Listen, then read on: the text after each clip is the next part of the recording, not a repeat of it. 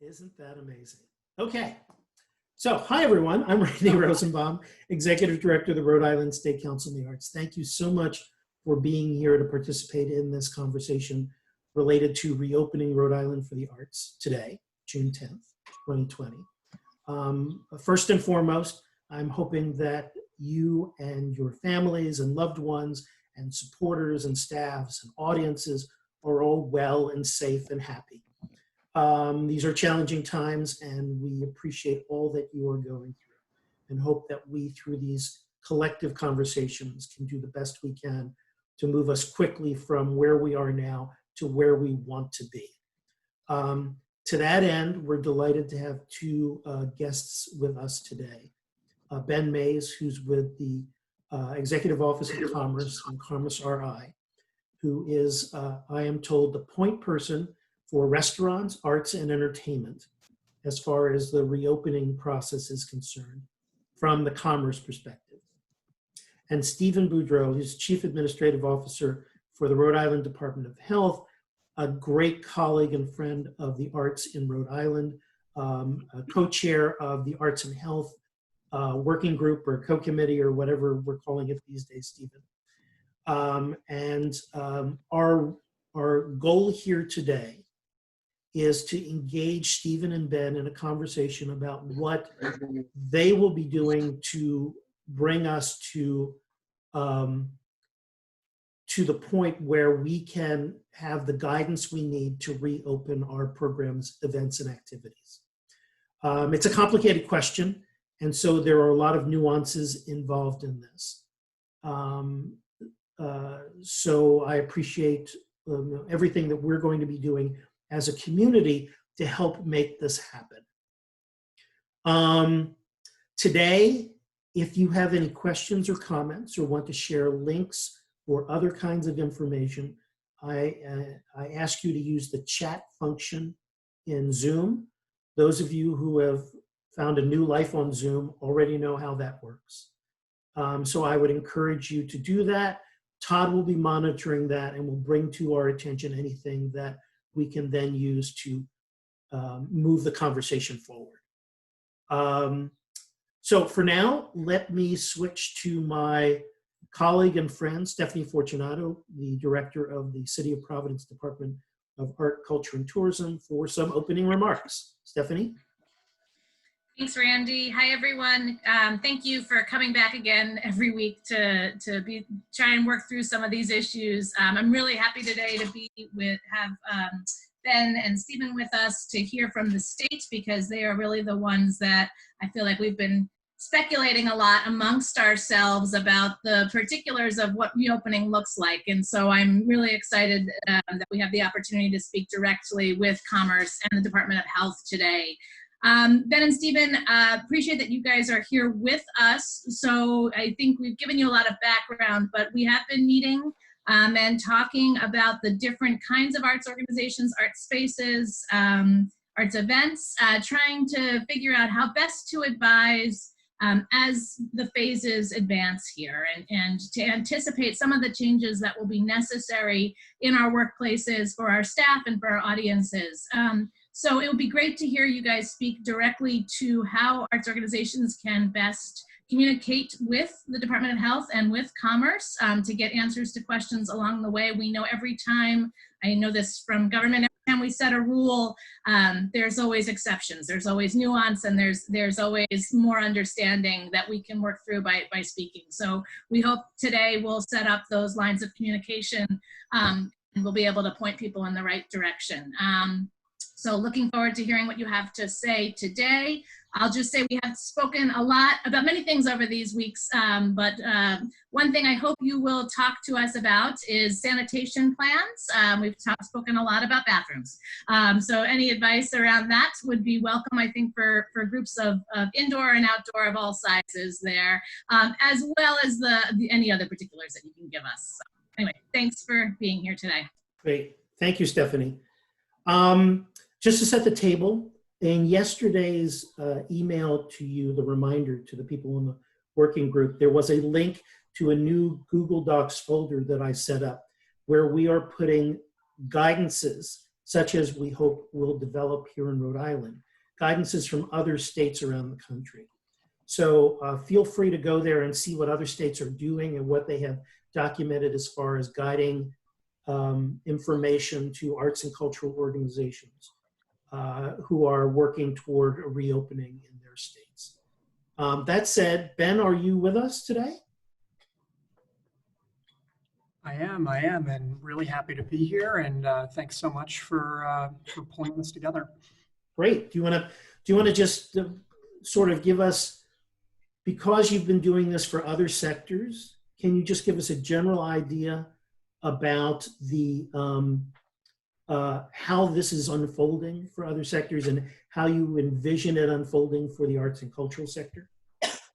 Yeah, absolutely. Happy to. And I also believe my colleague, Stephen Boudreau, can also provide a lot of context as well. But so just as a matter of introduction, my name is Ben Mays. I'm a policy advisor in the Executive Office of Commerce.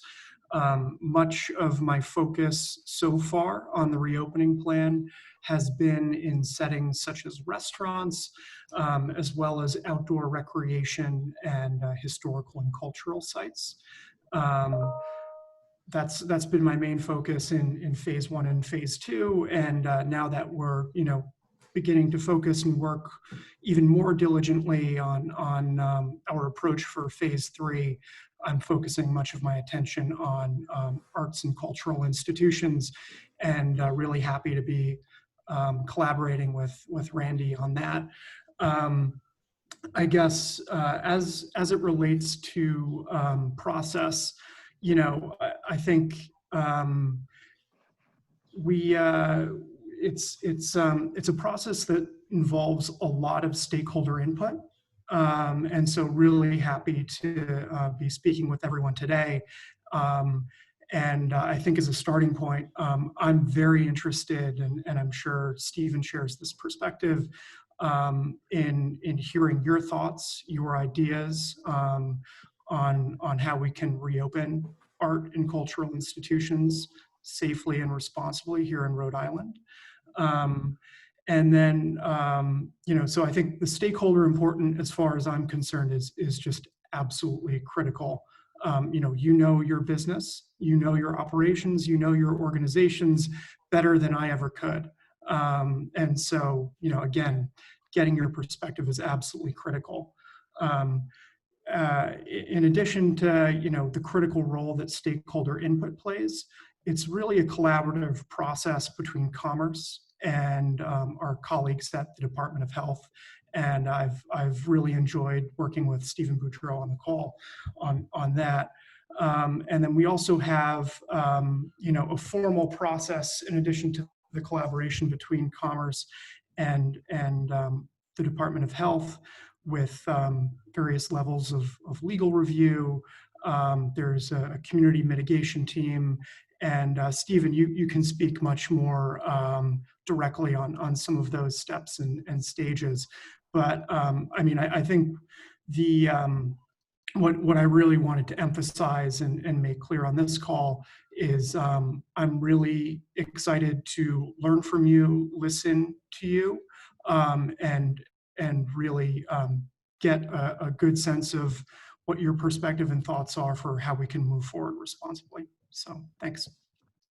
Okay, Ben, thank you. I think we're going to hear from Stephen and then from both of you about what this guidance document will look like, what it should contain, all of the nitty gritty. But before we get into that level of the weeds, let me introduce Stephen Boudreau from the Rhode Island Department of Health.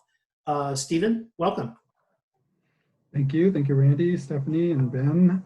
It's good to be here with you all once again.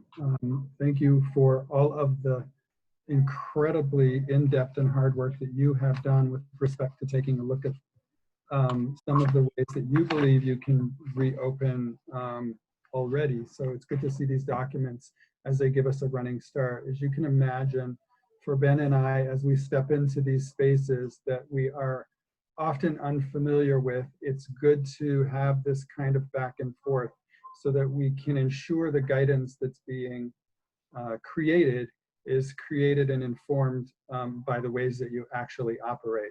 So I've been working on teams that have been writing the guidance as the public health voice at the table, or lens, if you will, for salons and gyms and restaurants and historical and cultural sites, schools and education, retail, tattoo parlors, tanning salons, massage parlors, etc.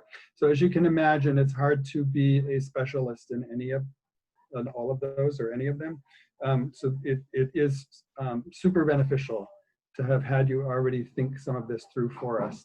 So just to talk a second about the process and step off from where Ben left, the government response with respect to reopening business is built out of 4 specific teams. One is Health and Human Services Readiness. And so that team takes a look at all of the issues that the clinical setting would bring to bear on the reopening of a business. So what does the uptick in the virus look like with respect to a hospital's capacity to maintain operations? And if that gets out of hand, do we need to slow down the reopening process? So those are the kinds of things that they're looking at. Also looking at things like PPE, et cetera. There's also the Business and Workforce Readiness workstream, which is the one that I sit on, and the work that I've been doing on the guidance documents is fed through that workstream. There's a Childcare and Education Readiness team, which I sit on a little bit, but there are other subject matter experts at the Department of Health involved in that as well, because as you can imagine, it's a hefty project. And then government readiness. Where does the government sit with respect to being ready to respond to all of this? All of these work teams are consulted as we develop the guidance for each of the business sectors, and so that the lens that they are looking through is informing the guidance we're putting on the table. And so I just wanted you to understand that that's the process that we use. So we have these conversations with you. We learn what some of the hurdles and obstacles will be with respect to how you respond to some of the guidance and mitigation strategies that we have to put on the table. We take those back to these 4 work groups and ask them to respond. And then we come back with a rule or a regulation or a recommendation, depending on what it is, as to how the industry can move forward with respect to reopening. So the guidance document is the overall guiding set of principles that will help you understand how you can reopen. That document doesn't exist at this set of businesses. This is what this meeting is about, so that we can develop it with you. The document itself runs through, if you haven't been to reopeningri.com, you should go ahead over there and take a look at some of the guidance we've created so that you get a feel for the way the document lays out. We will be laying it out in terms of PPE, cleaning procedures, all of these things, ticketing, seating, etc. And then we'll publish it at the end of the day and give you a target date for opening. There's something else I wanted to say about that, but I just lost it. Oh yeah, just so I think it's important to look at the guidance on the other websites. Some of them will be similar with some respect to some of the aspects of the businesses that you run. Others will just not be. So it's a good idea to become a little familiar with how they look and feel and are laid out. Then there's a general business guidance document that has general business guidance that relates to all businesses, regardless of the sector that they are in. So you'll be guided back and forth between those 2 documents with respect to the strategies and activities that you need to adhere to in order to safely reopen the business. Stephen and Ben, can you give us a fine-tuned definition of the word guidance? Because I hear guidance, then I can hear rules, then I hear regulations, I can hear this is what you must do. The word guidance suggests a very broad set of principles that you should try to follow. But I think it's probably more than that. So I'd like to understand that. You want to take a stab, Ben, or shall I? I can give an initial response. You know, I think guidelines include requirements, they include recommendations, and they also include best practices. Stephen, I don't know if there's anything else you'd like to add to that. Oh, that's true. So an example of something you might see in a guidance document is that you are expected to adhere to a regulation, such as the one that the Department of Health has put in place around the wearing of masks. So there's a regulation around that. The guidance document will point you to that. And when you open and read into the regulation around wearing masks, that will tell you about any exemptions to that might apply. So I'm not sure that helps, Randy, because they are all, it doesn't fine tune it so much. They all fall into play as the document is created. Okay, well, that at least gives us a sense. Todd, have you been collecting some questions that we can start posing to these guys? There are a couple, but I think Stephanie had something that she wanted to say or add. Go for it. Yeah, thanks. Stephen and Ben, I don't know who's best poised to answer this, but one of the things that we've heard from arts organizations throughout this pandemic is that they can see ways in which they can fit their business into the guidelines that are being provided for other industries. And so I wonder if you can speak to that, because I think we even saw this with outdoor dining, right? Where initially you had to have a kitchen, and then there were ways, though, for others to have a food truck instead. So there was a sort of opening up that happened there. There's overlap between faith-based organizations and theaters. There's overlap between retail and some visual arts spaces. I mean, there's lots of examples of places in which it doesn't really matter that it's an arts business. In some ways, the larger question is, can these workplaces reopen because they can conform to the guidelines that are being offered for other industries? And I wondered if you could speak a little bit to that. I mean, I'll just lightly say that you are correct. And the overall attempt is always to ensure consistency. So if something makes sense with respect to gatherings in an outdoor restaurant setting, then it ought to make sense in an outdoor theater setting as well, to the extent that it can. And so we would always be sort of crosswalking the documents to ensure that we're looking we're looking for alignment and being consistent in those proposals as we put them out. Okay. Ben, did you want to contribute to that, or is that work for you? I actually have one additional question, and then we're going to throw it to Todd for the questions from the group.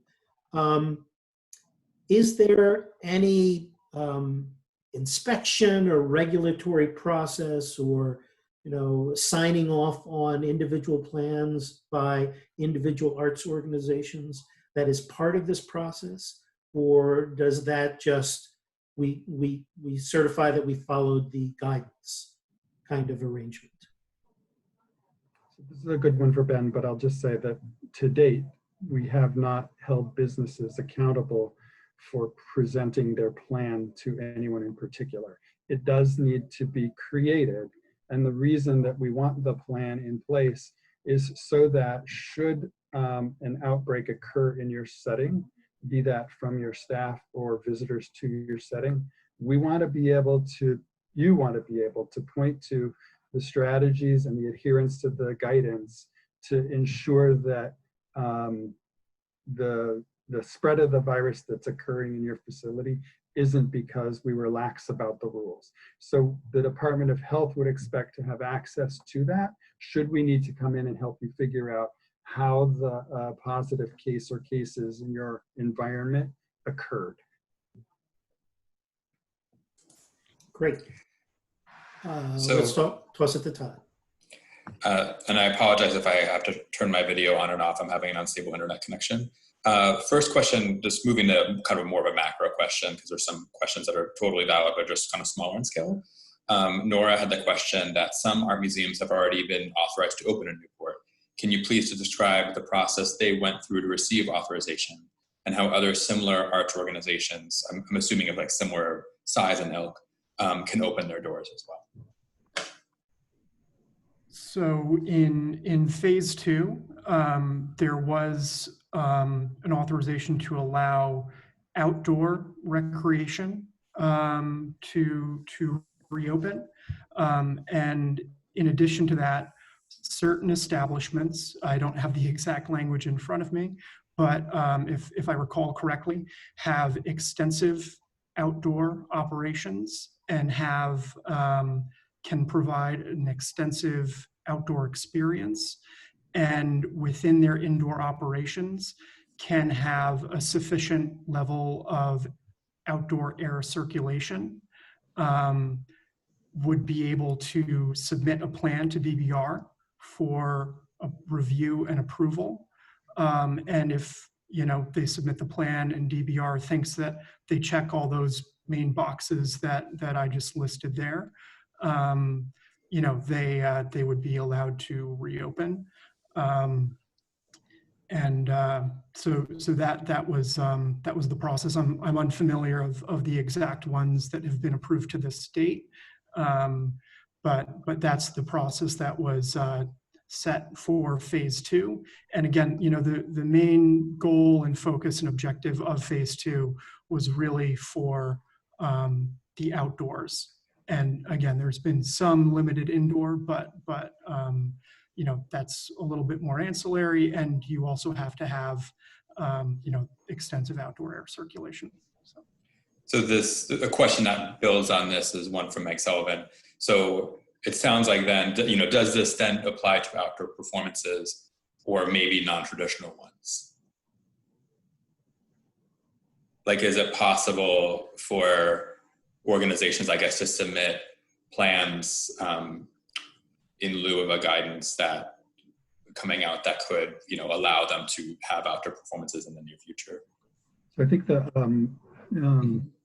the factor that comes into play here is the performance piece, where you would expect to have performers, actors and actresses interacting with one another and an audience, but then again, you would also expect to have an audience, and that's a little different than the historical and cultural sites, which were outlined in those businesses that are already open.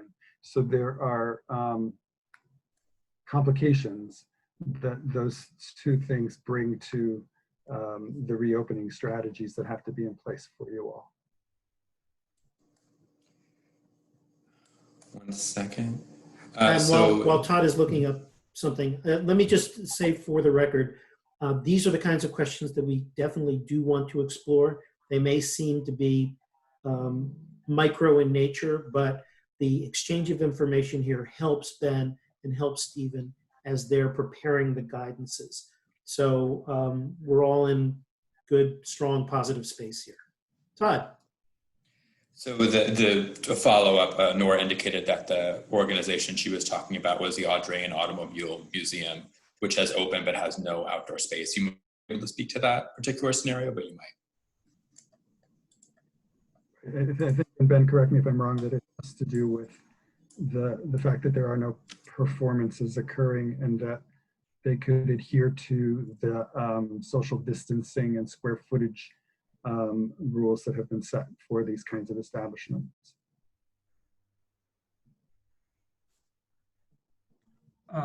I'll have to connect, apologies, I'm unfamiliar with that exact scenario. I'll have to connect with DBR. There were a couple of questions I'm going to lump together that relate to this, but someone asked if they could get clarity on a step-by-step process that tells us how to get an answer on reopening. And related to that, who would be the appropriate contact at DBR for plans to be approved? So I believe in the outdoor recreation and historical cultural sites phase 2 guidance that's posted on reopeningri.com. There should be contact information for DBR on there. And I'm also happy to both look at the document and also reach out to DBR after this call and share that with you and Randy. So. Great, thank you. phone number, if you want to jot it down, is 889-5550 for any questions that you might have for DBR. And we'll circulate that to the group as well.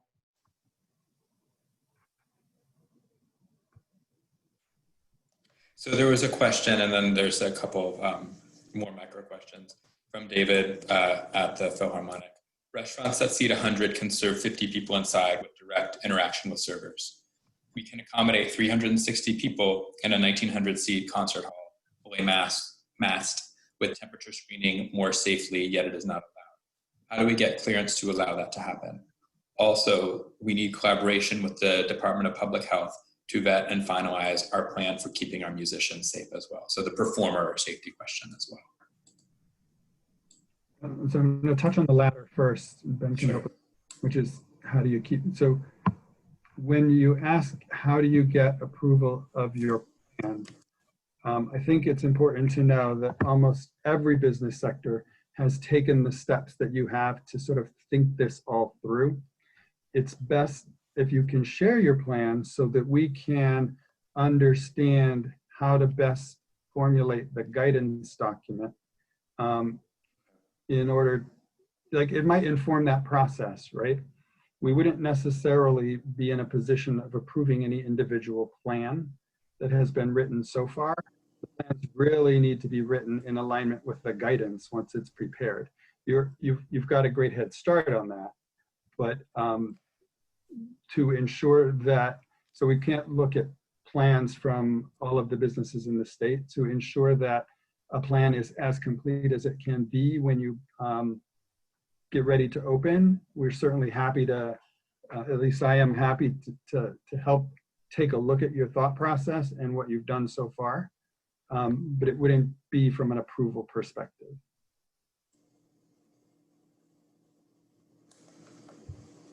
Yeah, and we had talked about using the 4 cohort groups that we had developed for an earlier call: outdoor facilities, museums and galleries, indoor performance spaces of less than 250 seats, and indoor performance spaces of more than 250 seats, building some sort of plans around that and using that as something that we could share with Commerce and Health to help in the development of their guidances. I think that's a brilliant approach. Like, it breaks it down very nicely so that the guidance document can speak to each of those different settings, right? And it's very helpful that you've thought through how you would react to such things as social distancing and the wearing of masks, et cetera. It does give us, Ben and I, a running head start on the thinking behind this.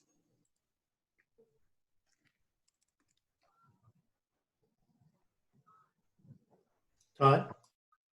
I think, so let me be honest with you, I'm struggling with a lot of these questions being about specific circumstances where people want clarity on the process they would go through to receive approval. And I think it also is understandably confusing because in many instances, for example, in performing outdoors, there's a traditional way in which it's done, in which performers perform together, and there's some danger of proximity there, but there might be more non-traditional relationships that can occur with audience members. So in being creative about that, what is the process there to get that kind of plan cleared? I think there's a concern, particularly with outdoor performances, that meet a lot of the requirements of what we've seen with other outdoor openings, and the urgency around that, given that we're halfway through June. So I'm happy to kind of go into more, deliver the specific questions that are here, but that is kind of the tenor and tone I'm hearing and many of the questions that I'm seeing in the chat box right now.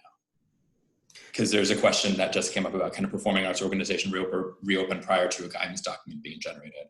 So bear with me, you all, but that's kind of one general thread I'm seeing here. So the guidance. So when permission is granted, so to speak, to enter into a phase that allows you to reopen, the guidance will be in place for you to use in preparation for your opening. You'll be asked to write a COVID-19 plan, which is your response, how you will meet the guidance, which is pretty simple. we won't, and Ben, correct me, but I don't think we want to get into the specifics of how, like we're not going to get into the minutia with respect to the differences between every single business. We would look for your plan to address how your specific type of business can meet the guidance. As long as you're telling us you can do that, it's not about permission. It's about, we're ready for your business to open if you can meet this guidance, and you being ready to meet the guidance. If you think you can, then you're good to go. But it won't occur until governor says, you know, whatever it is, phase 3, performing arts, let's go. The guidance document will be ready that day for you. It doesn't mean you won't see it in advance of that, because we'll be working with you. But it's about being ready on that day and you making the determination yourself that your business model can meet the guidance, and then no permission beyond that is necessary. Ben and Stephen, do you have a sense whether phase 3 is a workable place for arts to starting up again? Or is it going to be beyond phase 3? Ben? You know, I think these conversations have been really helpful in enabling us to think about phase 3 and what that might look like. You know, I think we're certainly, you know, we've really enjoyed the discussions we've had so far with certain performing arts venues and other institutions. You know, I can't speak with exact certainty about what phase 3 is going to look like. You know, you know, I wish I could, you know, provide a little bit more clarity on that. But we are working very diligently on phase 3 now. And, you know, I think the discussions we have in the coming days and weeks will be very, very informative in that. Stephen, I don't know if there's anything else you'd like to add on that.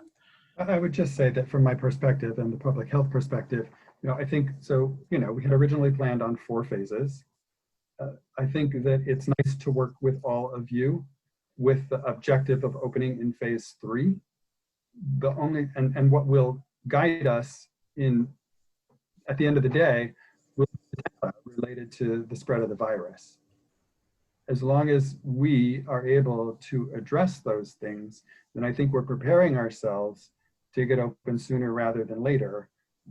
But again, nobody knows where the data is going to take us. So kind of another bigger picture question that's 2 questions together. You know, we have some organizations that, I think many organizations that straddle not just the arts and culture space, but other spaces as well. So with Waterfire, for instance, there's a question about, you know, does an art gallery, museum, art center fall under historic and cultural because there is not performance or seated audiences? You know, is that, for instance, why perhaps the Audrian Museum was able to open?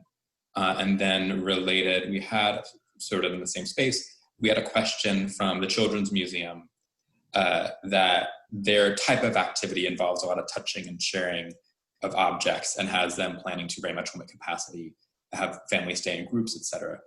Where do an entity like that, where do they fall on the spectrum, given the level of interactivity that is somewhat beyond, you know, typical arts organizations in terms of sharing of objects and things of that nature?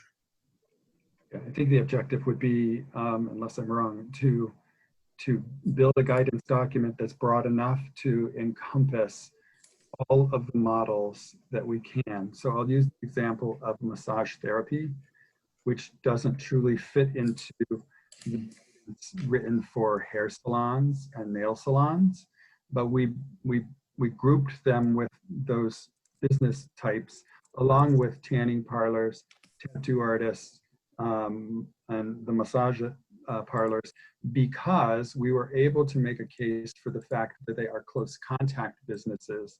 And so in writing guidance for a business where proximity is impossible to break, right? You can't cut someone's hair away. You know, we were able to think more broadly about the types of businesses that would fit underneath that umbrella of close contact personal services, and out specific sections of the guidance that might be different for a massage parlor than it would be for a barber salon.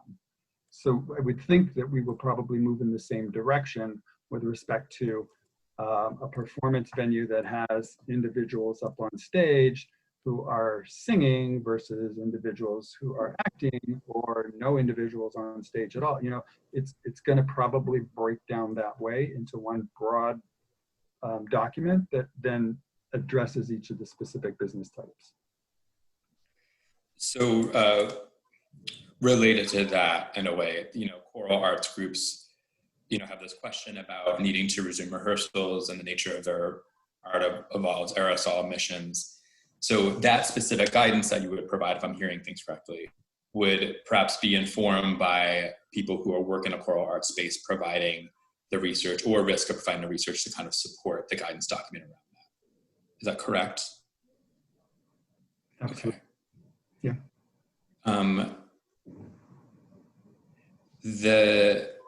And maybe to get ahead of another question or two questions, there was a question around the fact that, you know, phase 2 restaurant reopenings allowed for outdoor performances. There was also a question around when the guidance would be available for arts and culture organizations. I heard Ben say that the guidance would come out when phase 3 has been determined to open. Is that correct? And I don't know, I think we're obviously speculating as to what date that might be. And I think there's a lot of, again, tension and excitement around being able to have outdoor performances again. Okay. Yeah, Ben, if you want to say something. So one thing I will just mention is, you know, we are working right now on, you know, some form of drive-in operations, you know, which could have, I mean, you think of the traditional, you know, drive-in movie theater, but that is a parameter that is, you know, something that we're working on that could have maybe some opportunities there. So I think that's just one thing to add on the outdoor entertainment space.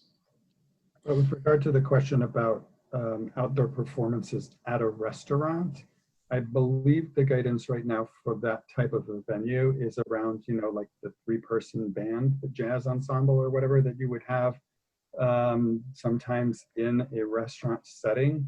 And so the guidance for that particular type of performance is pretty specific. They need to be, I think, was it 14 feet or 8 feet away from each other on the stage, these kinds of things.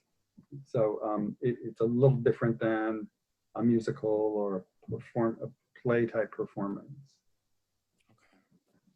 There was a question about, and this is related, is in the same space, around what the projections are for EEE, since that's affected many outdoor performance spaces as well.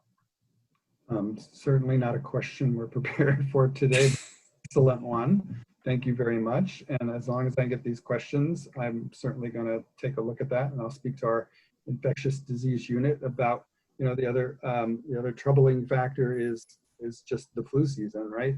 So lots of complicating factors, but we'll look into that. Yeah, and actually, let me say for the group that if some of the more specific questions, like whether you need to clean an outdoor porta potty after every use, or others that are on the list that we currently have, if they don't get answered today, we will share it with Ben and with Stephen and see if we can get some responses to those questions.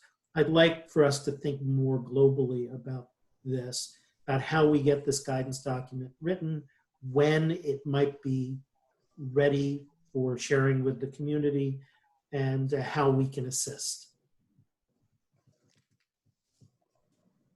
Ben, would you like to address at all how you and I are going to work going forward based on the information that this great group of people has provided to us that might help answer, or in your minds, a little bit about our process and when we could, maybe not necessarily when we can get back to you, but what we might have in our hands when we do that? Yeah, so, you know, I think this will follow a similar process to what we went through for restaurants, other settings. So, you know, we will, absorb and read very closely the recommendations and the materials that Randy has put together. And there may be some additional follow-up conversations, and we welcome those. And based on that input, our analysis of what other states are doing, and obviously, some overarching principles and concerns related to public health, Stephen and I will collaborate in pulling together a draft guidance document with broad-based principles, and from there, we will, have follow-up discussions with you all, and really understand how this can function in your settings, and also maybe make some changes and adjustments as needed. So Randy, there's kind of two strands of questions now that I'm getting in the chat, both that's sent to everyone and just to me directly. One is kind of, again, like I mentioned, more micro questions that are totally valid around things like, air conditioning and its functionality, how that relates to COVID-19. I think things that might come, if I'm incorrect, with the development of a guidance. And I am copying these questions so you all know, and they're in a document that I'll share with Stephen and Ben. Isla from Steelyard did have the question that as a group of arts and culture workers, we clearly have a lot of unique and personalized questions. To help build the best guideline document for the arts sector, what are questions that Steve and Ben have for us, if any? I think that what I've learned through the documents that you provided from the 4 different work groups is extremely helpful. It helps us what I think we really need to understand is the major categories of differences between the ways that you operate your businesses. So how is Trinity different than GAM, et cetera, right? Those are probably not the best examples, but with respect to the venue, what are the differences that we need to be thinking about, cover it, and cover it well? I do want to get to just one question I see, which is from David. Can you speak to testing employees versus social distancing as a means of protection for the staff? And so the social distancing is what's important here. The testing is a snapshot in time. It tells us where we are today with respect to the virus and whether or not we've contracted it. But 10 minutes from now, that could be different if we aren't social distancing. So there were a number of people at the protest over the weekend, and they could have walked into that protest knowing that they were not, that they were positive or not, but they may have walked away from that protest with a very different outcome, right? So the social distancing, the wearing of the masks, and these mitigation strategies are the best things, the best tools that we have to ensure that we're not contracting the disease. The testing is available. Anybody can go and do that. The sites where that can happen are available on the Rhode Island Department of Health website. And I believe it's covered by insurance, so nothing is expected out of the pocket. And if you don't have insurance, it's covered anyhow, so.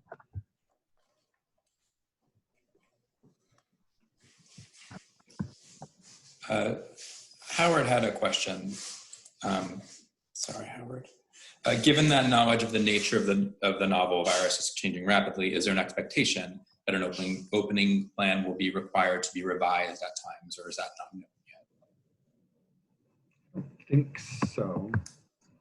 No, right, Ben? Yeah, I don't believe we've required any COVID-19 mitigation plans by particular businesses to be revised at all. We might come back to you and say, you know what? I don't know, I'm just guessing. Hey, we could come back to you and say, guess what? Masks are no longer needed, or you got to wear 3 masks. I don't know, but it's not that we would expect a new plan we would just be informing you as partners from that perspective at that time. I have a question that, you know, in terms of the information that we've given you all and this idea of the specificity of arts and culture spaces, you know, we functionally broke down that information into 4 categories of spaces. And I'm curious if that feels right, if there's other considerations or nuances within those categories of spaces that might be helpful for you all, and you might not know that right now.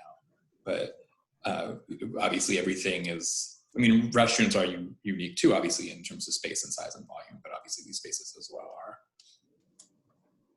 Right, for sure. I think it's super helpful that you broke it down the way you did, and I probably wouldn't see it broken down anymore. If you believe that these 4 types of venues cover the gamut, right? And I would recommend to anyone on this call that if what you do doesn't fit comfortably within one of those 4 domains, just send me an email explaining, you know, what it is you'd like to expand to. The steel yard, for example, doesn't fit comfortably necessarily within most of that, except for the outdoor facilities kinds of thing.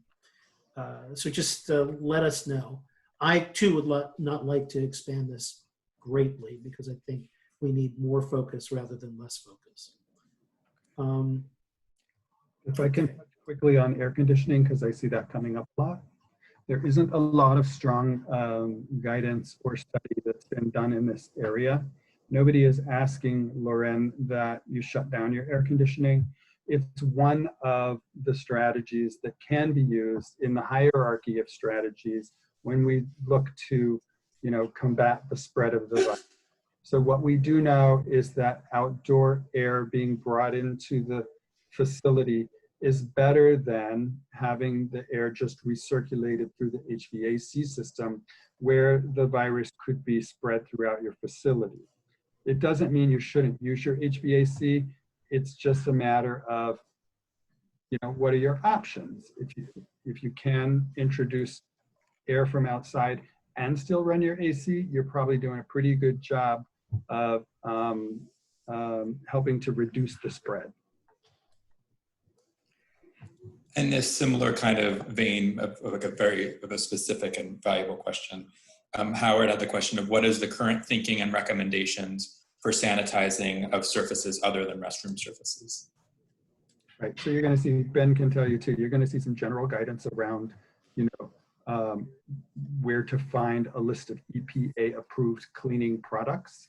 We will generally be guiding you in ways that say, include in your plan a written plan for how you intend to keep the bathrooms cleaned over time, you know, throughout the time that you're open. It's like, what's your plan? We're not going to tell you go in and wash the toilet every 10 minutes. It's like you need to have often and thorough cleaning. How can you accomplish that? And there was a question about that was just asked about how does one sanitize, for instance, a microphone as an example. Great question. It's probably from the public health perspective, some type of disinfectant spray or something. But I don't know, because I don't know what that will do to the microphone. It's something we would need to look into, right? And anything that you all have. I mean, how do you normally clean your microphones, or do you? Right. And this is a slightly repetitive question, but I think it's also something good to underscore towards the end of this conversation. There was a question sent to me just to clarify. They're asking, you know, if a theater today were to choose to reopen and follow guidelines, what we're hearing is that the theater cannot open today because they need to wait until the guidelines for performing arts organizations has been released, which would happen when phase 3 is open.